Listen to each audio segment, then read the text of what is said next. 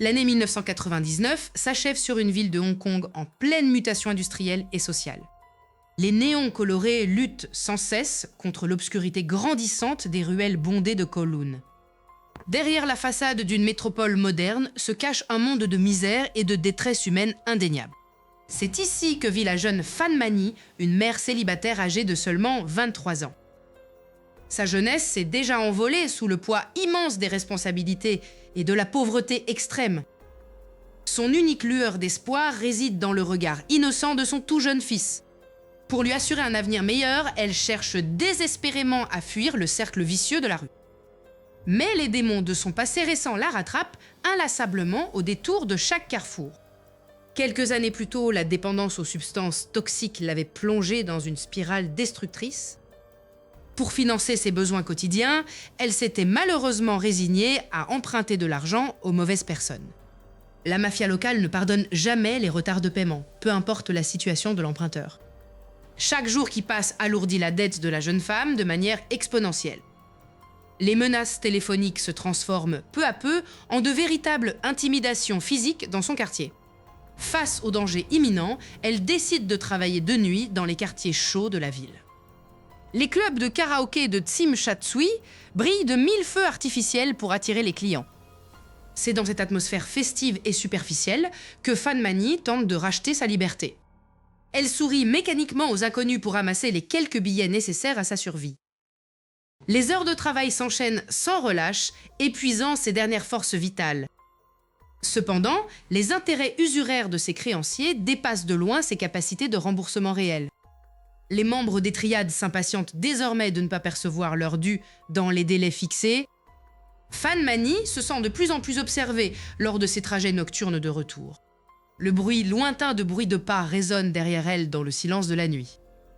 Elle accélère le pas pour atteindre enfin la relative sécurité de son immeuble délabré. La solitude de sa situation la ronge de l'intérieur car elle ne peut se confier à personne. Les lois de la pègre locale interdisent toute fuite ou tentative de négociation pacifique. Elle conçoit alors un plan audacieux pour s'emparer d'une somme d'argent importante rapidement. Une opportunité dangereuse s'offre à elle par le biais d'une transaction non autorisée au club. Sa conscience balance longuement entre la peur de se faire prendre et le besoin d'argent. Voler de l'argent appartenant directement à des criminels chevronnés relève de la pure folie. Poussée par le désespoir maternel le plus profond, elle franchit finalement la ligne interdite. Ses mains tremblent démesurément au moment de dissimuler le larcin sous ses vêtements. Chaque battement de son cœur résonne comme un coup de tonnerre dans sa poitrine oppressée. Elle quitte l'établissement au plus vite sans saluer ses collègues de travail habituels. L'argent caché lui semble brûler la peau à travers le tissu fin de son vêtement. Elle sait pertinemment qu'elle vient de déclencher un engrenage infernal dont elle ne maîtrise rien. À quelques rues de là, le propriétaire légitime découvre déjà la disparition de ses fonds. L'alerte est immédiatement donnée au lieutenant chargé de surveiller le secteur commercial. Le nom de Phan Mani est prononcé avec une froideur terrifiante par les hommes de main. La traque impitoyable commence alors dans les ruelles sombres et humides de la métropole. Ignorante du danger qui fond sur elle, la jeune mère court se réfugier chez elle. Elle verrouille la porte d'entrée avec force avant de s'effondrer de fatigue au sol. Soudain, un bruit sourd et lourd retentit violemment contre le panneau de bois extérieur. Le claquement sec de la porte du club de karaoké coupe net le vacarme étouffant de la ruelle sombre. Phan Mani ajuste nerveusement sa veste en jean élimé pour se protéger de la fraîcheur humide de cette nuit de 1999. Sa tête bourdonne encore des cris incessants de son jeune fils qui réclamait du lait avant qu'elle ne doive partir travailler. Les dettes accumulées pour survivre l'ont poussée à accepter ce travail d'hôtesse dans l'un des quartiers les plus malfamés de Kowloon. Devant elle, l'enseigne lumineuse clignotante du club de karaoké projette des reflets violets artificiels sur le sol en linoléum usé. Elle pousse doucement la porte en verre, accueillie par une odeur lourde de tabac froid, d'alcool bon marché et de parfums synthétiques. À l'intérieur, les basses d'une musique pop cantonaise saturent l'espace fermé et font vibrer les murs capitonnés. Au fond de la salle principale, assis comme un roi sur une banquette en cuir rouge, se tient l'homme qu'elle craint le plus. Shan Manlock, un usurier impitoyable lié aux triades locales, scrute la foule d'un regard froid et calculateur. Ses doigts lourdement ornés de bagues en or tapotent en rythme le verre de whisky posé devant lui. À ses côtés, son premier complice, Leung Ching-chua, rit aux éclats en vidant une énième canette de bière. Leung Cho-kwang, le troisième membre du groupe, observe silencieusement les hôtesses avec un sourire en coin particulièrement dérangeant. Ces trois hommes forment un trio sadique, unis par la cupidité, la consommation excessive de drogue et un mépris total de la vie humaine. Fan Man-yi sait qu'elle leur doit plusieurs milliers de dollars hongkongais qu'elle est incapable de rembourser ce soir. Pour tenter d'effacer sa dette rapidement, elle a mis au point un plan désespéré et extrêmement risqué. Quelques jours plus tôt, elle a profité de l'inattention de Shan Manlock pour lui dérober de l'argent directement dans ses affaires. Elle éclate en sanglots, suppliant ses bourreaux de la laisser partir pour l'amour de son enfant. Sans un mot de pitié, il la traîne de force vers l'intérieur du club par la porte dérobée. Il la jette sans ménagement sur le sol en ciment d'un bureau privé situé à l'arrière des cuisines. Shan Manlock entre lentement dans la pièce, fermant la porte à clé derrière lui avec un clic sinistre. Il s'assoit lentement sur le coin du bureau, croisant les jambes tout en allumant sa cigarette. D'une voix faussement calme mais chargée d'une colère noire, il lui demande où est passé son argent volé. Fan Man-yi bafouille des excuses incohérentes, affirmant qu'elle a déjà dépensé l'argent pour payer ses dettes médicales. Furieux de ce mensonge, Shan Manlock assène un violent coup de pied dans la table basse à côté d'elle. Il lui annonce alors que sa dette vient de tripler en raison de son insolence et de sa trahison. Pour garantir le remboursement intégral, il exige qu'elle travaille désormais exclusivement sous son contrôle direct. Fan Man-yi réalise avec effroi qu'elle vient de tomber dans un piège infernal dont elle ne sortira jamais indemne. Les trois hommes se rassemblent autour d'elle, chuchotant à voix basse pour planifier la suite de leur sinistre entreprise. Shan Manlock confie la garde exclusive de la jeune femme à Leung Ching-chua pour s'assurer qu'elle ne s'échappe plus. Un plan commence à germer dans l'esprit malade des complices, désireux de lui infliger une punition exemplaire. Fan Man-yi entend des bribes de leur conversation évoquant un appartement situé dans le quartier résidentiel de Tsim Sha Tsui. Cet endroit discret doit devenir le lieu secret de sa détention forcée jusqu'au paiement total de sa dette imaginaire. Dehors, les néons de la ville continuent de briller aveuglément, indifférents au drame secret qui se noue dans l'ombre. Elle pense une dernière fois au visage souriant de son bébé qu'elle craint de ne plus jamais revoir librement. Shan Manlock fait signe à ses hommes de préparer les sacs pour transporter discrètement la captive en pleine nuit. Soudain, un bruit de sirène lointain fait sursauter le groupe, figeant instantanément tous les mouvements dans la pièce. Fan Man-yi prie intérieurement pour que la police intervienne, mais la sirène s'éloigne rapidement dans les rues voisines. Soulagé, le chef de gang sourit cruellement et ordonne de passer immédiatement à l'action sans plus tarder. Les complices saisissent brutalement Fan Man-yi par les cheveux pour lui masquer les yeux avec un bandeau noir. Plongée dans le noir absolu, elle sent des liens de plastique serrer douloureusement ses poignets derrière son dos. Il la pousse sans ménagement vers un véhicule utilitaire garé discrètement dans l'obscurité totale de l'arrière-cour. La porte coulissante du fourgon se referme violemment, scellant définitivement le destin tragique de la jeune femme. Le moteur vrombit lourdement tandis que le véhicule s'élance à toute allure vers sa destination macabre, le numéro 31 de Granville Road. La voiture s'immobilise brutalement le long du trottoir humide de Granville Road. Les portières s'ouvrent à la volée dans un grincement métallique sinistre. Shan Manlock descend le premier en ajustant nerveusement sa veste sombre. Privé de parole par le ruban adhésif, Fan Man-yi secoue frénétiquement la tête en pleurant. Ce refus muet provoque une colère noire chez le chef du gang mafieux. Le premier coup de pied s'abat violemment contre les côtes de la victime impuissante. Elle se courbe en deux sous l'impact effroyable, tandis que la douleur la submerge.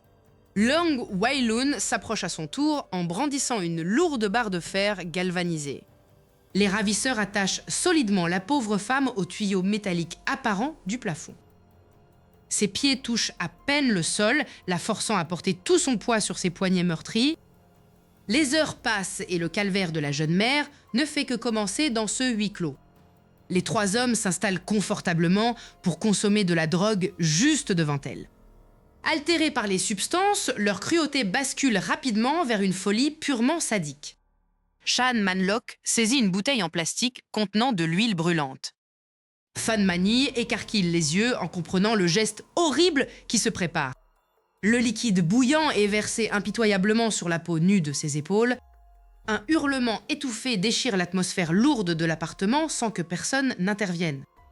Les bourreaux ricanent face à la détresse absolue de leur proie sans défense.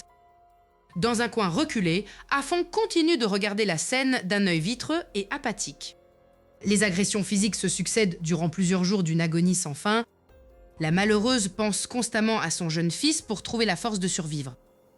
Mais l'isolement total anéantit peu à peu ses derniers espoirs de secours extérieur. Shan Man-lok conçoit alors une nouvelle idée machiavélique pour briser sa victime. Il ramasse une grande poupée Hello Kitty en peluche posée négligemment sur un meuble. Il tapote l'objet innocent avec un regard pervers qui annonce une nouvelle escalade de terreur.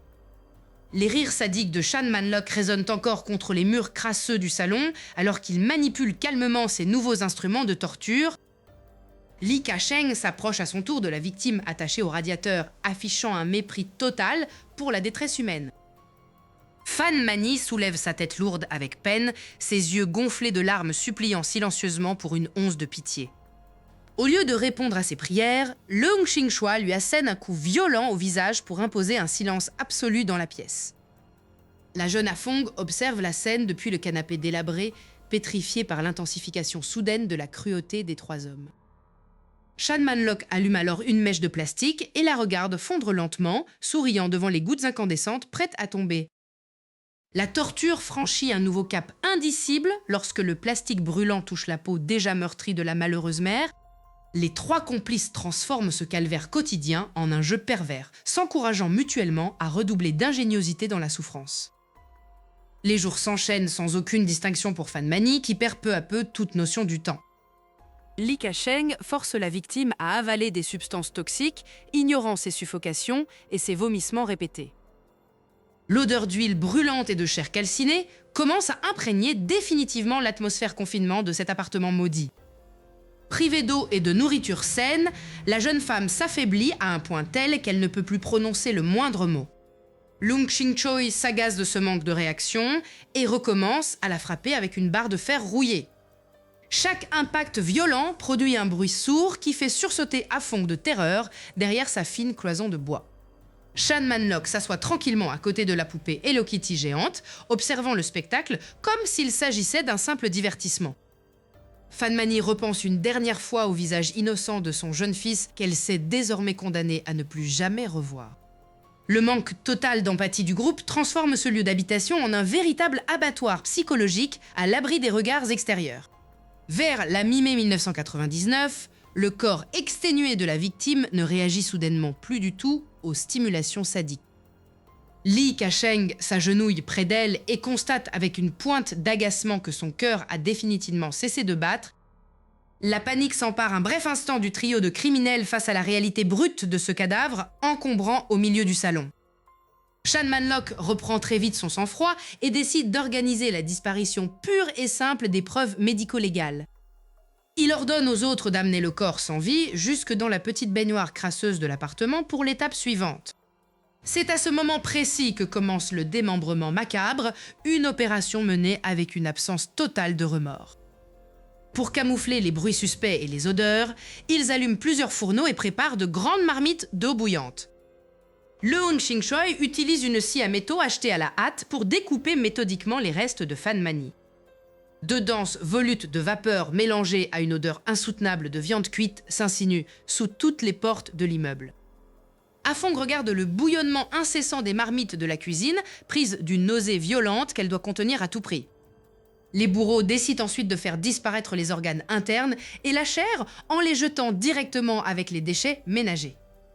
Lee Ka-sheng transporte plusieurs de ces sacs poubelles scellés pour aller les abandonner discrètement dans les bennes du quartier. Cependant, Shan Man-lok a un projet bien spécifique et encore plus morbide pour le crâne de la malheureuse victime.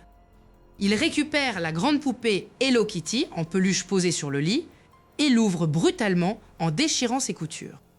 Avec une précision mécanique dépourvue de toute humanité, il insère les restes du crâne à l'intérieur de la tête en peluche. Il prend ensuite du fil épais et une aiguille pour recoudre grossièrement le jouet innocent désormais profané. La poupée ainsi modifiée est replacée bien en évidence sur le canapé du salon, comme un macabre trophée de leur domination. Les trois hommes nettoient superficiellement la salle de bain avec des produits chimiques agressifs pour effacer les traces de sang visibles. L'odeur d'ammoniac se mélange à celle de la décomposition, créant un cocktail olfactif suffocant dans tout le 31 Granville Road. Pour fêter la fin de leur sinistre tâche, le groupe se remet à boire et à chanter du karaoké à plein volume comme si de rien n'était. Totalement brisé, Afong reste prostré dans son coin, obligé de cohabiter avec les meurtriers et la peluche infernale. L'esprit de Fan Mani semble pourtant ne pas vouloir quitter ce lieu où elle a enduré tant de supplices inimaginables. Quelques semaines plus tard, alors que le calme est revenu, la peluche Hello Kitty commence à basculer seule du canapé au milieu de la nuit. La peluche géante de Hello Kitty heurte le sol poussiéreux dans un bruit sourd qui déchire le silence de la nuit. Au fond de son lit de fortune, la jeune Afong ouvre brusquement les yeux, le cœur battant à tout rompre. Ses yeux ronds fixent les ténèbres épaisses du couloir désert où plus rien ne semble bouger. Elle retient son souffle en entendant un bruissement suspect qui rappelle le frottement de vêtements sales. L'odeur pestilentielle de la décomposition semble de nouveau saturer l'air ambiant de l'appartement. Elle se lève lentement en frissonnant pour aller inspecter la pièce principale désertée par les trois hommes. La poupée rose gît au milieu du salon, sa tête rembourrée tournée d'un angle anormal vers la porte. Afong s'approche à pas de loup, ses pieds nus évitant soigneusement les débris de verre au sol. Elle croit distinguer une ombre diaphane se détacher brusquement de l'angle mort du canapé usé. Un cri étouffé meurt dans sa gorge alors qu'un coup violent retentit contre la vitre de la fenêtre. Ce n'est qu'un oiseau de nuit égaré, mais la santé mentale de la jeune fille vacille un peu plus. Les jours suivants se transforment en un calvaire psychologique quotidien pour la complice forcée. Partout où elle pose son regard fatigué, le visage ensanglanté de Fan Mani semble se matérialiser. Des ecchymoses imaginaires se dessinent sous la peau de ses propres bras quand elle se regarde dans la glace. Les bruits étouffés des supplications de la victime résonnent sans fin entre ses deux oreilles. Shan Manlock et ses deux complices sadiques continuent de mener leur vie comme si de rien n'était. Leur détachement total face à l'horreur commise pousse Afong au bord d'une crise de nerfs majeure. Une nuit particulièrement étouffante, Afong se réveille en sursaut avec la sensation d'être étranglée. Elle jette les yeux vers le pied de son lit et aperçoit une silhouette féminine translucide. Les cheveux longs et trempés de l'entité cachent en partie un visage marqué par les coups. Afong tente de hurler de toutes ses forces, mais aucun son ne parvient à franchir ses lèvres gercées. Le spectre s'approche lentement en tendant des mains glacées dont les ongles ont été arrachés. Lorsque la vision s'évanouit enfin dans l'air lourd, Afong est baignée d'une sueur glaciale. Elle refuse désormais de rester seule dans l'appartement maudit du 31 Granville Road. Même au milieu de la foule compacte de Tsim Sha Tsui, elle se retourne constamment. Les reflets des vitrines de magasins branchés lui renvoient sans cesse l'image de la défunte. Le manque cruel de sommeil transforme ses journées en un brouillard cauchemardesque permanent. Elle repense à Fan Mani, qui suppliait pour revoir son petit garçon avant de s'éteindre. Le remords dévore le cœur de l'adolescente qui n'a rien fait pour empêcher le massacre. La poupée Hello Kitty semble la suivre partout, tapie dans l'ombre de ses pensées impures. De retour à l'appartement, elle découvre que le salon a été étrangement réorganisé par les bourreaux. La grosse peluche trône désormais fièrement au sommet d'un tas d'immondices accumulés. Afong croit entendre une voix fluette et étouffée s'échapper directement des coutures de la peluche. Le murmure répète inlassablement le prénom de la complice dans un sifflement sinistre. Prise d'une fureur hystérique, elle s'empare d'un couteau de cuisine pour détruire l'objet. Mais la vision soudaine du sang noir s'écoulant de la ouate la fige instantanément sur place. Elle s'effondre à genoux, comprenant qu'elle ne pourra jamais effacer ce terrible secret de sa mémoire. Les fantômes du 31 Granville Road ont pris possession de son esprit malade pour toujours. Courant les rues sans but sous une pluie battante, une idée folle commence à germer en elle. La seule façon d'arrêter ces apparitions terrifiantes est de tout avouer aux autorités locales. Elle pousse lentement les portes lourdes en verre du commissariat de police du quartier, tremblant de tout son corps. La jeune Afong s'avance vers le comptoir d'accueil du commissariat sous la lumière crue des néons. Un policier de garde lève les yeux de ses dossiers, intrigué par l'état de détresse visible de la jeune fille. Elle s'effondre soudainement en larmes sur le comptoir en répétant qu'un fantôme la poursuit sans relâche. Les inspecteurs de la brigade criminelle décident immédiatement de l'isoler dans une salle d'interrogatoire sombre. La porte métallique de la salle se referme dans un grincement sinistre, coupant les bruits extérieurs. Afong s'assoit sur une chaise en métal inconfortable, ses mains tremblant violemment autour d'un verre d'eau. L'inspecteur principal allume un magnétophone à cassette posé au centre de la table. D'une voix d'abord inaudible, elle commence à évoquer le nom de Fan Mani. L'inspecteur se redresse instantanément en entendant ce nom associé à une disparition non résolue depuis des semaines. Elle avoue alors que Fan Mani ne reviendra jamais car son âme hante désormais l'appartement de Granville Road. Les mots se déversent ensuite comme un torrent incontrôlable, décrivant un calvaire d'un mois entier. Elle décrit avec une précision glaciale la cruauté sans limite de Sean Manlock et de ses complices.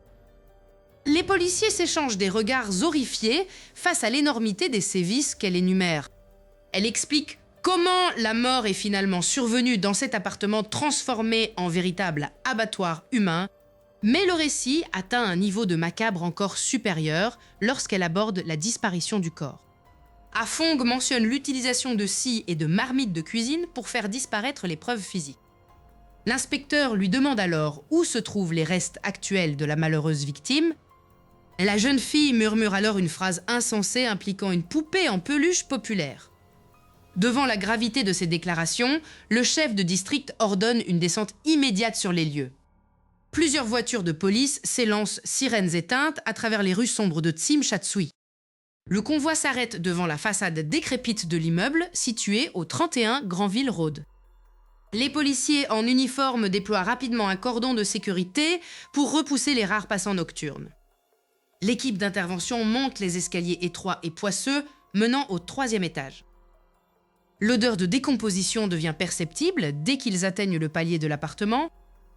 Un détective utilise un outil lourd pour forcer le verrou de la porte en bois usée. La porte cède enfin, libérant une vague d'air fétide et étouffante qui frappe les enquêteurs de plein fouet. Les faisceaux des lampes torches balaient le salon plongé dans un désordre indescriptible.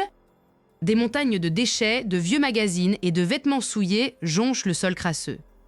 Les techniciens de la police scientifique pénètrent dans la pièce, vêtus de leur combinaison blanche intégrale. La lueur extérieure d'un panneau publicitaire bleu projette des ombres mouvantes à travers la fenêtre. Dans la cuisine adjacente, les policiers découvrent de grandes marmites contenant des résidus suspects. L'inspecteur principal retourne dans le salon et dirige sa torche vers le canapé défoncé. Assise de manière grotesque sur les coussins déchirés se trouve une immense peluche d'Hello Kitty. La peluche de couleur autrefois vive est lourdement tachée de fluide sombre et desséchée.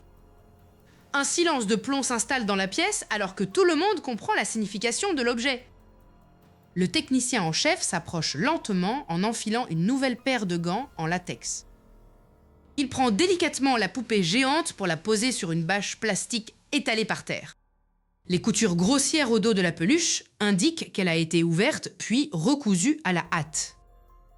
À l'aide d'un scalpel chirurgical, le technicien commence à sectionner les fils un par un. En écartant le rembourrage de coton synthétique, une odeur insoutenable envahit instantanément tout l'espace. Caché profondément à l'intérieur de la peluche se trouve le crâne calciné et dissimulé de Fan Mani. Les yeux vides des restes de la victime semblent fixer cruellement le plafond délabré de sa prison. Un silence de mort retombe sur l'équipe alors que la preuve matérielle absolue du crime est enfin établie. Les techniciens s'activent pour documenter photographiquement chaque détail macabre de cette terrible découverte. Dehors, les téléphones cryptés crépitent pour lancer les mandats d'arrêt contre les monstres en fuite. Sean Manlock et ses 2 complices sadiques ignorent encore que leur empire de terreur vient de s'effondrer. La nouvelle de la macabre trouvaille se répand comme une traînée de poudre à travers le commissariat central. Les restes de la victime sont délicatement transportés vers la morgue pour des analyses médico-légales complexes. Mais alors que l'enquête semble bouclée, les techniciens découvrent un détail inattendu sur la peluche. Une fine pellicule de poudre étrange tapisse les profondeurs de l'objet, cachant un ultime message. L'inspecteur ramasse un morceau de papier journal froissé dissimulé sous les débris crâniens. Les inscriptions à moitié effacées mentionnent une date bien antérieure au kidnapping officiel de Fan Mani. L'inspecteur réalise avec effroi que le trio sadique dissimule peut-être un secret encore plus lourd. Un bruissement soudain retentit depuis le couloir extérieur, faisant sursauter tous les hommes armés.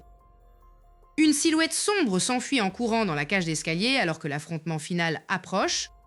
Les échos de la fuite d'Afong s'estompent alors que les portes du tribunal de Hong Kong s'ouvrent sur le dernier acte de cette tragédie. La mémoire de Fan Mani remplit l'atmosphère lourde de la salle d'audience où la foule s'entasse en silence.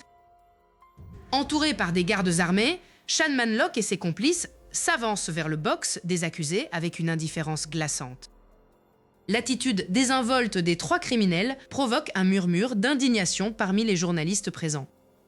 Le procureur commence la lecture de l'acte d'accusation en détaillant les sévices innommables subis au Granville Road.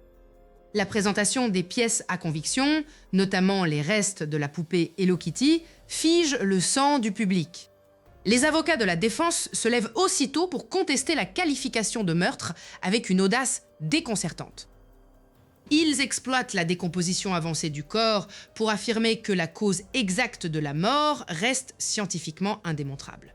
Chan Man-lok sourit discrètement en entendant ses avocats plaider une simple affaire de recel de cadavres. Le témoignage crucial d'Afong, la jeune complice terrifiée, brise soudainement la stratégie de la défense. Sa voix tremble intensément lorsqu'elle raconte la cruauté quotidienne dont elle a été le témoin impuissant. Elle décrit comment les trois hommes riaient ouvertement en infligeant des tortures insupportables à la victime. Les détails sordides fournis par la jeune fille provoquent des sanglots étouffés parmi les proches de Fan Mani. Face à ces révélations dévastatrices, le deuxième accusé croise les bras avec un mépris total pour la cour. Le juge Peter Nguyen observe la scène avec une gravité solennelle, prenant de nombreuses notes manuscrites. La défense tente ensuite de discréditer Afong en la présentant comme une manipulatrice psychotique cherchant à sauver sa peau. La tension atteint son paroxysme lorsque le procureur évoque le jeune fils que la victime tentait désespérément de protéger. Les rapports des médecins légistes se succèdent, confirmant l'agonie prolongée subie par la malheureuse mère. Les jurés écoutent le calvaire final de Fan Mani avec des expressions de pure consternation sur le visage. Au fil des 6 semaines d'audience épuisantes, la vérité brute triomphe lentement des mensonges des bourreaux. Le jour du jugement dernier arrive enfin, plongeant la salle dans un silence de cathédrale. Le juge Peter Nguyen ajuste ses lunettes et fixe intensément les 3 accusés debout dans le box. Ses premiers mots résonnent comme un couperet, qualifiant ce crime d'événement le plus sado-masochiste de l'histoire de la ville. L'arrogance de Chan Man-lok s'effondre soudainement lorsque le verdict de culpabilité pour meurtre tombe lourdement. Le juge déclare fermement que les accusés ont agi avec une cruauté animale dénuée de toute humanité. Chan Man-lok est condamné à la prison à perpétuité avec une peine de sûreté incompressible de 20 ans. Les 2 autres complices écopent de la même peine maximale sous les cris étouffés du public. Bénéficiant d'une immunité partielle pour sa coopération décisive, Afong évite la prison mais reste à jamais brisé. La justice des hommes a parlé, fermant ainsi le chapitre légal de cette effroyable affaire. Quelques jours après le procès, l'immeuble maudit du 31 Granville Road est définitivement condamné par les autorités. Les ouvriers murent les entrées du vieil appartement pour effacer les traces de l'horreur passée. Malgré les années qui passent, l'esprit de Hong Kong reste profondément marqué par le souvenir de Fan Mani. Une modeste gerbe de fleurs blanches est discrètement déposée au pied du bâtiment scellé par un inconnu. Le destin tragique de cette jeune mère sert aujourd'hui de rappel poignant sur les dérives de la pègre locale. Son fils grandit désormais loin de cette ombre macabre, protégé par une nouvelle famille d'adoption anonyme. L'histoire du Hello Kitty Murder rappelle cruellement que les monstres se cachent parfois derrière des icônes innocentes. Les cauchemars d'Afong s'apaisent lentement alors qu'elle tente de reconstruire sa vie dans l'anonymat le plus total. La ville de Hong Kong continue d'évoluer, emportant avec elle les secrets sombres de ses ruelles d'autrefois.